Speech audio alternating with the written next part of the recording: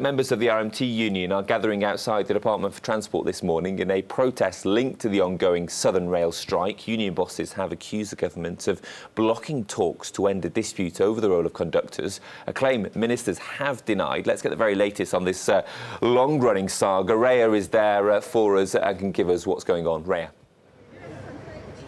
It's day 3 of this week-long strike, and the RMT have brought their battle to the doorstep of the Department for Transport. I'm joined this morning by the General Secretary of the union, Mick. Mick, what do you hope to gain by being here this morning?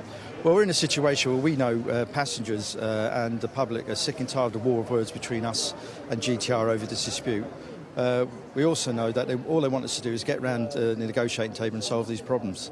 The difficulty we've had is that GTR put preconditions into these discussions. So we're now saying to GTR, if you remove those preconditions, agree to fresh talks at ACAS, we will suspend the industrial action that's been planned for tomorrow, Thursday and Friday, to allow those talks to take place. The ball's firmly in their courts now, and I hope they don't mess it up. As you say, they have said they want to bring you back around the table. You say that's something that you could potentially see happening. So why are you here? Well, we're in a situation where, we sought to get talks going earlier this week, but they put preconditions on those talks at ACAS.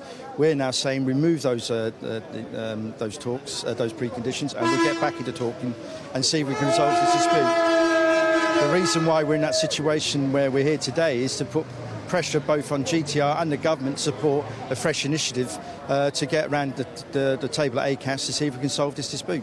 How much sympathy do you think Londoners have for your dispute, this ongoing dispute, which is causing absolute disruption, mayhem for hundreds of thousands of commuters? Well, we know that Londoners and the passengers on Southern are frustrated of what's going on, but they've been frustrated for a long, long time, just like our members at this franchise and where it's been managed and mismanaged, both by Govia and the Go Ahead Group and by the department who they're managing it on their behalf. So we want to see change, but at the moment in time, the only thing we can try and do is solve the problem that we have with the imposition of driver-only operation. There's a more long-term problem about how this franchise is operating and how it's managed. Govia shouldn't be in charge of it as far as we're concerned. So what happens? You have until Friday that this strike is expected to continue until. What happens after that? Well, I mean, what we're looking at and concentrating on today is a fresh initiative to see if we can get round the negotiating table, to see if we can come up with solutions to resolve the problems. If ultimately that can't be resolved, then we'll have to take a fresh look at what we do next. But again, I reiterate the point. We're saying to GTR, remove those preconditions, get round the table with us tomorrow at ACAS with those preconditions removed, and we will suspend the industrial action on Thursday and Friday this week to allow that to happen. The ball's in their court. Don't mess it up. So just to clarify, you are willing to suspend this strike action early if you can get around the table? Indeed.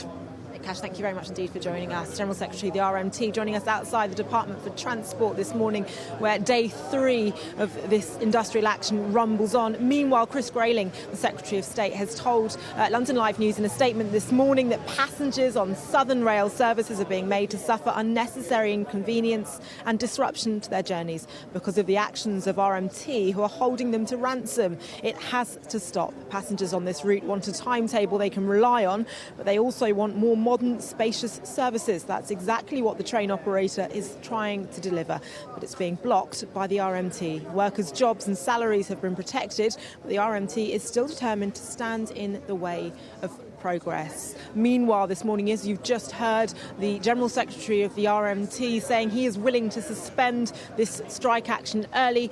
At the moment, it's expected to continue until midnight this coming Friday. We will keep you updated on that throughout the programme on London Live News.